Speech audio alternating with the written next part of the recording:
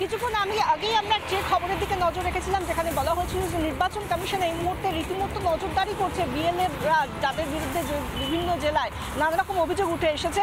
এবার সেই সংক্রান্ত যে আরও একটা অভিযোগ, সেটা আপনাদেরকে শোনাবো।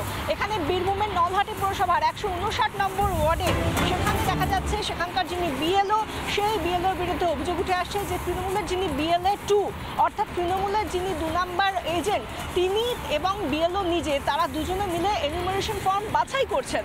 এবং এই অভিযোগ কে এনেছেন না বিএলএ 2, যিনি বিজেপির বিএলএ 2, তার তরফ থেকে এই অভিযোগ করা হয়েছে। যেখানে দেখা যাচ্ছে যে একটার পর একটা বিভিন্ন জেলায় অভিযোগ উঠে আসছে বিএলওদের বিরুদ্ধে। কোথাও তৃণমূলের পার্টি অফিস থেকে এনিউমারেশন ফর্ম বিলি হচ্ছে, কোথাও তৃণমূলের সাংসদ নিজে বসে থেকে এনিউমারেশন ফর্ম বিলি করছেন বিএলওকে দিয়ে। এবং এই সমস্ত বিষয়গুলো যখন নজরে এসেছে, একাধিক অভিযোগ নির্বাচন কমিশনের কাছেও গিয়েছে এবং সেই জায়গা থেকে কমিশন জানিয়েছে যে সুপারভাইজার রাখা হবে এবং এই তাদের পুরো গতিবিধির উপর নজরদারি চলবে। সেই জায়গা থেকে এবার যখন আমরা দেখতে পাচ্ছি যে একের পর এক অভিযোগ, তাতেও কিন্তু থামছে না এই বিএলওদের দৌরাত্ম্য, যাদের বিরুদ্ধে অভিযোগ উঠে আসছে। বিএলওর এই যে নলহাটিতে বসে যেভাবে বিএলএ 2, তৃণমূলের বিএলএ 2-র সঙ্গে বসে এনিউমারেশন ফর্ম বাছাই চলছে, এই নিয়ে স্থানীয় বিজেপি নেতৃত্ব এবং তৃণমূল নেতৃত্ব কি বলছে শুনুন। বিএলও 2কে নিয়ে শুটিং করছিল, বাড়িতে বসে শুটিং করছিল, বিতরণ করেনি। ওখানে বিজেপির একটা বিএলএ 2 এবং অন্য ওয়ার্ডের একজন বিজেপি কর্মীকে নিয়ে আপনার বাড়ি গিয়ে ওদেরকে প্রশ্ন করা হয় যে আপনারা এখানে শুটিং করছেন কেন রাত্রিবেলা।